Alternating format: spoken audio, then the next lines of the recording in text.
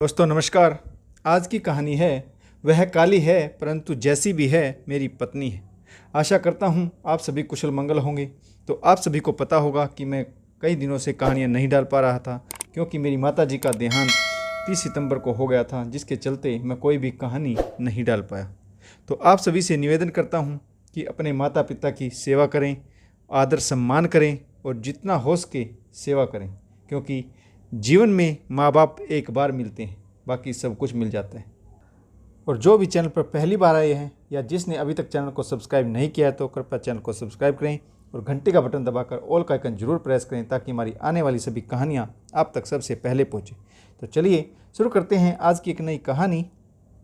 नीरज अपनी नौकरी के चलते पीजी में रहता था। वहाँ पड़ोस में ही रीना नाम की एक लड़की भी रहती थी। रीना सावले रंग की थी, उसका नए नक्श भी औसत ही था, परंतु नीरज को रीना की सादगी भा गई। वह मन ही मन उसे चाहने लगा। शुरुआत में छोटी मोटी मुलाकात के बाद नीरज ने रीना से शादी करने का फैसला कर लिया। रीना और नीरज ने लव मैरिज की।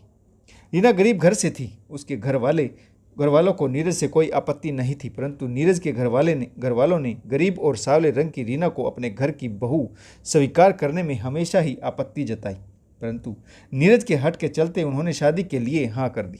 नीरज सरकारी नौकरी पर था। घर परिवार भी अच्छा था। रीना के घर वालों को इस बात की चिंता हमेशा रहती थी कि कहीं नीरज शादी के बाद बदल गया और दहेज की मांग करने लगा तो फिर क्या होगा। परंतु नीरज ने रीना के घर वालों को आश्वासन दिया कि वह रीना से बहुत प्यार करता है और कभी किसी शिकायत का मौका नहीं देगा। नीरज और रीना की शादी बहुत ही साधारण तरीके से संपन्न हुई। रीना ने ससुराल में कदम रखा तो सास का अलग ही रूप देखने को मिला। रीना को ससुराल में कदम कदम पर अपमान का घूंट पीना पड़ा। ससुराल में रीना की सास किसी न किसी बात को लेकर रीना का तिरस्कार करती रहती थी, जो नीरज को बिल्कुल भी अच्छा नहीं लगता था, परंतु माँ के रिश्ते का लिहाज करते हुए उसने कभी इस बात पर आपत्ति नहीं जताई। रीना के ससुराल में अगर उसके पक्ष में कोई था तो वह थी उसकी शादीशुदा ननद रूपाली। एक दिन नीरज के छोटे भाई धीरज के होने वाले ससुराल से मेहमान आए हुए थे। रीना ने चाय नाश्ता टेबल पर रखा तो धीरज की होने वाली सलहेज बोली, आंटी जी, आपकी काम वाली ने चाय बहुत अच्छी बनाई है। एक हमारी काम वाली है कि कितना भी कहें कोई भी काम ढंग से नहीं करती। उसका इतना कहना था कि नीरज को गुस्सा आ गया, परंतु मेहमानों के सामने वह कुछ भी नहीं बोला और गुस्से में घर से बाहर चला गया।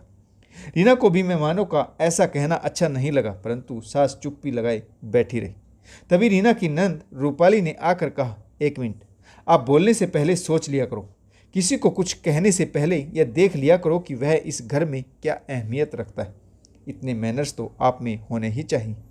आपकी जानकारी के लिए मैं बता दूं कि यह मेरी बड़ी भाभी है, आपकी नंद की होने वाली जेठानी और इस घर की बड़ी बहू, मेरे बड़े भाई की पत्नी है। इसका नाम रीना है। यह काम वाली नहीं बल्कि इस घर की बड़ी बहू है। रूपाली ने गुस्से में जब यह बात कही तो धीरज की होने वाली सलहेज ने रीना से माफ़ी मांगते हुए कहा, सॉरी, मुझे मालूम नहीं था, मुझे अपनी गलती का एहसास है। तब जाकर रीना की नंद रूपाली का गुस्सा ठंडा हुआ। मेहमानों के जाने के बाद रूपाली ने अपनी माँ को फटकार लगाते हुए कहा, माँ, तुम अपनी बड़ी बहू का अपमान कैसे सहन कर सकती हो। जब उन्होंने भाभी को कामवाली कहा तो आपने उनका विरोध क्यों नहीं किया। आपको बताना चाहिए था कि यह कामवाली नहीं बल्कि आपके बड़े बेटे की पत्नी है। मुझे गुस्सा उन पर नहीं बल्कि आपकी सोच पर आ रहा है। रीना भाभी रंग की सांवली और सुंदर नहीं है, लेकिन उनके मन की सुंदरता कब आपने देखी नहीं। आप हमेशा उनके सांवले रंग के कारण उन्हें नीचा दिखाने की कोशिश करती हैं। रीना के देवर धीरज की शादी तय हो गई। शादी की तैयारियां चल रही थी तो रीना की सास ने रीना के लिए 2-3 हल्के रंग की साड़ियां खरीद ली और होने वाली नई दुल्हन के लिए एक से बढ़कर एक चटक रंग की साड़ी खरीदी। यहाँ पर भी वह यह टोंट मारने से बाज नहीं आई कि छोटी बहू बहुत खूबसूरत और गोरी चिट्टी, उस पर चटक रंग बहुत अच्छा लगेगा, परंतु रीना सावले रंग की, इसीलिए उसे हल्के कलर ही पहनने चाहिए। रीना की सास ने 2-3 बेढंगी हल्के कलर की पुराने डिजाइन की साड़ियाँ रीना के लिए पसंद कर ली। रीना से एक बार भी उसकी पसंद नहीं पूछी गई। रीना की हैसियत ससुराल में नौकरानी से अधिक नहीं थी। सारा दिन मेहमानों की आवभगत, रसोई घर में चाय नाश्ता और खाना बनाने में निकल जाता। आधे से अधिक मेहमान तो रीना को घर की नौकरानी ही समझते थे। जब उन्हें पता चलता कि रीना इस घर की बड़ी बहू यानी नीरज की पत्नी है तो सब दबे सवर में मजाक बनाते, क्योंकि नीरज देखने में बहुत सुंदर और सजीला लड़का था। रीना उसके सामने औसत भी नहीं थी। रीना आए दिन किसी न किसी बात को लेकर मेहमानों के सामने उपहास का पात्र बनती। सबसे अधिक दुख तो तब होता जब सास भी उसका पक्ष नहीं लेती। शादी का दिन भी आ गया। बारात में जाने के लिए रूपाली ने अपनी भाभी रीना को खुद तैयार किया। रीना तो जाना नहीं चाहती थी, क्योंकि सास की खरीदी हुई साड़ियाँ बिल्कुल भी अच्छी नहीं थी। ऊपर से रीना का सांवला रंग, वह बहुत भद्दी लग रही थी। रूपाली ने रीना को अपनी मस्टर्ड कलर की खूबसूरत साड़ी पहनाकर तैयार किया और उसे आईने के सामने खड़ा कर दिया और बोली, देखो है कोई मेरी भाभी को टक्कर देने वाला। रीना ने जब खुद को आईने में देखा तो वह खुद को भी पहचान नहीं पाई। वाकई वह मस्टर्ड कलर की साड़ी में बहुत खूबसूरत लग रही थी। रूपाली ने रीना को डांटते हुए कहा, भाभी कितनी बार कहा है मेकअप किया करो, अच्छे से बन ठन कर रहा करो, पर आपको तो हमेशा दूसरों की पड़ी रहती है। दूसरों को खुश करने के चक्कर में आपके पास अपने लिए जरा सी भी फुर्सत नहीं। एक बार आईने में खुद को भी निहार लिया करो। आप उन लोगों की खुशी की खातिर दिन रात लगी रहती हो, परंतु आपको नहीं पता कि वह लोग इस काबिल नहीं। अब इस घर में नई बहू आ रही, आप बहुत सीधी हो। मैं आपसे कह रही हूँ कि कहीं इन सब की तरह उसके आगे पीछे भी घूमना शुरू मत कर देना, वरना आने वाली अमीर घर की खूबसूरत बहू आपको इस घर की नौकरानी का दर्जा जरूर दिला देगी। तभी कमरे में रूपाली का बड़ा भाई नीरज भी आ गया और वह कमरे में घुसते हुए बोला, बहन मेरी सीधी सादी पत्नी को क्यों भड़का रही हो? रूपाली ने हंसते हुए अपने भाई से कहा, बहका नहीं रही हूँ, सिखा रही हूँ। गजब है भैया, न जाने किस दुनिया से आप भाभी को ढूंढ कर लाए हो। इन्हें किसी भी बात का बुरा ही नहीं लगता। दिन भर मशीन की तरह काम में लगी रहती है, फिर भी सब लोग इनका अपमान करते रहते हैं, परंतु इस महान औरत को किसी से कोई शिकायत ही नहीं। हमेशा चेहरे पर मुस्कान लिए अपमान का घूंट पीती रहती है। पता नहीं कहाँ से इतना साहस बटोर कर लाई। मुझे तो पता ही नहीं था कि इस दुनिया में भाभी जैसे लोग भी रहते हैं, जिन्हें कुछ भी कहो, कितना भी अपमान करो, बुरा ही नहीं लगता। आपसे कह रही हूँ भैया, अब आपको कुछ बड़ा सोचना पड़ेगा, नहीं तो आने वाला समय बहुत बड़ी मुश्किल खड़ी कर देगा। भाभी बहुत सीधी सादी है, अब आपको ही इनके लिए कुछ सोचना पड़ेगा। रूपाली यह कहकर कमरे से बाहर चली गई, परंतु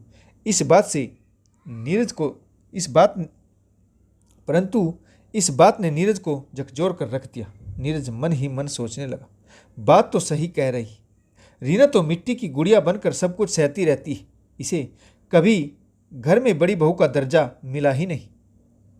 अब मुझे ही अपनी पत्नी के आत्मसम्मान के लिए कोई ठोस कदम उठाना पड़ेगा। शादी का कार्यक्रम आराम से निपट गया।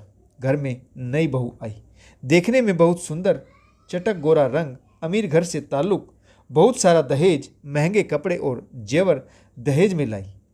रीना की सास छोटी बहू की तारीफ करते नहीं थकती, जबकि छोटी बहू को अपने फैशन और मेकअप से फुर्सत ही नहीं। छोटी बहू कामिनी दिमाग से भी काफ़ी तेज थी। रीना ने अपना हर छोटा बड़ा काम करवाने से उसे बखूबी आता था।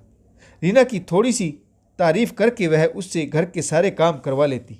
नीरज कुछ दिन यह सब देखता रहा, परंतु उसे समझ नहीं आ रहा था कि वह अपनी भोली भाली पत्नी के लिए क्या करे। उसे तो इतना भी अंदाजा नहीं था कि परिवार में सभी लोग उसके भोलेपन का कितना फ़ायदा उठा रहे। समय गुजरता रहा, रीना गर्भवती हो गई। उसकी तबीयत अब ठीक नहीं रहती थी। दिन भर काम करके थक जाती, अपने लिए आराम का समय भी नहीं बचता। नीरज रीना को बहुत समझाता, परंतु उस पर तो अच्छी बहू बनने का भूत सवार था। वह किसी के काम को मना नहीं करती। रीना का तीसरा महीना चल रहा था। करवा चौथ का त्यौहार आ गया कि सास अपनी दोनों बहुओं के लिए साड़ियाँ लेकर आई। रीना यह बात बखूबी समझती थी कि दोनों साड़ियों के दाम में बहुत अंतर है, परंतु यहाँ पर भी उसने इस बात पर कोई आपत्ति जाहिर नहीं की। करवा चौथ से पहले दिन रीना की तबीयत थोड़ी खराब थी, उसे वो मीटिंग हो रही थी, परंतु फिर भी धीरे धीरे उसने घर का सारा काम निपटा लिया। तभी देवरानी कामिनी ने आकर कहा, दीदी प्लीज़ मेरे लिए आलू का पराठा बना दीजिए। मैं बना लेती, परंतु मैंने अभी अभी नेल पॉलिश लगाई, छूट जाएगी। मैंने महंगा मेकअप किया है, किचन में गर्मी ज़्यादा है, सब खराब हो जाएगा, मेरा रंग डल हो जाएगा। आपका रंग तो पहले से ही सांवला है, तो कोई फर्क नहीं पड़ेगा। रीना को देवरानी की कही हुई बात तीर की तरह चीर गई। उसके मन में से आवाज़ आई, सब तो बोलते ही थे, अब यह भी बोलेगी। उसकी आंखों में आंसू आ गए। देवरानी ने कहा, दीदी जल्दी करिए, मुझे पार्लर जाना है, कल करवा चौथ है। ब्लीच, फेशियल, मैनिक्योर, पेडिक्योर और रिबॉन्डिंग करानी है, बहुत समय लग जाएगा। पार्लर वाली से मेरी 10 बजे की अपॉइंटमेंट है। कामिनी हंसते हुए बोली, पर मैं आपको यह सब क्यों बता रही हूँ? मुझे लगता है कि आपने तो कभी पार्लर देखा ही नहीं होगा। वैसे भी आप पार्लर जाकर करेंगे भी क्या? आपका तो रंग ऐसा ही रहना है, उल्टे तवे जैसा। रीना आंखों में आंसू लिए रसोई घर में परोठे बनाने लगी। उसकी आंखों से आंसू बह रहे थे। नीरज ने भी यह सब सुन लिया था। वह रसोई घर में आया और रीना का हाथ पकड़कर उसे कमरे में ले जाते हुए बोला, रीना चलो यहाँ से, हमें हमारा सामान पैक करना है, शाम तक निकलना है। आलू का पराठा अपनी प्यारी बहू के लिए माँ बना देगी। रीना ने हैरानी से पूछा, पर कहाँ जाना है? नीरज ने कहा, मेरा तबादला दूसरे शहर में हो गया, आज शाम को ही निकलना है, कल ज्वाइन करना है। तुम अपने करवा चौथ का व्रत दिल्ली में ही करोगी और दिल्ली के बहुत अच्छे पार्लर से मेकअप भी कराओगी। रीना की सास ने जब यह सुना तो वह दौड़ी हुई आई और अपने बेटे नीरज से बोली, क्या हुआ नीरज, बेटा बहू को कहाँ लेके जा रहा है? तेरा तबादला हो गया, परंतु तुमने तो इस बारे में कुछ बताया ही नहीं। नीरज ने जरा रुक कर अपनी माँ की तरफ देखते हुए कहा, बहू? माँ, आपने रीना को बहू कहा? मुझे तो यकीन ही नहीं हो रहा। आज तक आपने कभी भी उसे बहू नहीं माना। अगर बहू मानती तो अपनी छोटी बहू के बराबर की साड़ी और पार्लर में मेकअप कराने के पैसे देती, परंतु आपने तो रीना को हमेशा ही नौकरानी समझा। रीना मेरी पसंद थी, मैंने उसकी खूबसूरती नहीं, उसका नरम दिल देखा था, जो आप लोगों को कभी नजर ही नहीं आया। मजबूरी में आपने रीना को अपना तो लिया, परंतु उसे कभी बहू का दर्जा नहीं दिया। आप अपने छोटे बेटे के लिए खूबसूरत बहू लाई हो, जिसे अपने मेकअप से फुर्सत ही नहीं। माफ़ी चाहता हूँ कि अपने छोटे भाई की पत्नी के लिए मुझे ऐसा नहीं बोलना चाहिए, परंतु मेरी पत्नी रीना कभी कुछ नहीं बोलेगी और मुझसे और अधिक बर्दाश्त नहीं हो रहा। मैं चाहता तो पहले ही यह घर छोड़कर चला जा सकता था, मगर यह रीना का ही बड़प्पन था कि उसने मुझे हमेशा रोक लिया। वह चाहती थी कि इस घर में आप दोनों की सेवा करने के लिए छोटे भाई की पत्नी आ जाए। वह आप लोगों को अकेला छोड़कर जाना नहीं चाहती थी, परंतु आपने कभी अपनी बड़ी बहू की अहमियत समझी ही नहीं। अब आपके पास आपके पसंद की बहू, आराम से रहिए, उसे आलू के पराठे बना बना कर खिलाइए। हमें जाने दीजिए, मैं अपनी पत्नी की बेइज्जती और नहीं देख पाऊंगा। वह जैसी भी है मेरी पसंद है, मेरे लिए दुनिया की सबसे खूबसूरत औरत है। रीना चुपचाप नीरज की यह बातें सुन रही थी। उसकी आंखों में आंसू बह रहे थे। उसे पति के रूप में दुनिया का सबसे अच्छा इंसान मिला था, जिसे उसके आत्मसम्मान की परवाह थी। अगले दिन रीना ने दिल्ली में करवा चौथ का त्यौहार मनाया। आज वह बहुत खूबसूरत लग रही थी। पहली बार उसने खुद को सजाने संवरने में घंटों लगाए थे। नीरज खूबसूरत किट्टी सेट लेकर आया। अब नीरज और रीना की जिंदगी खुशहाल थी। रूपाली को भी जब यह पता लगा तो वह बहुत खुश हुई। कम से कम उसके भाई ने अपनी पत्नी के आत्मसम्मान के लिए आवाज़ तो उठाई। रीना और रूपाली का रिश्ता बहुत गहरा होता चला गया।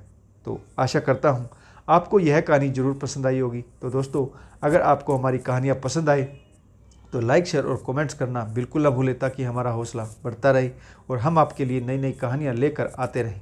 तो कहानी पढ़ने के लिए आप सभी का बहुत बहुत धन्यवाद। जय हिंद, वंदे मातरम, भारत माता की जय। जय जवान और जय किसान।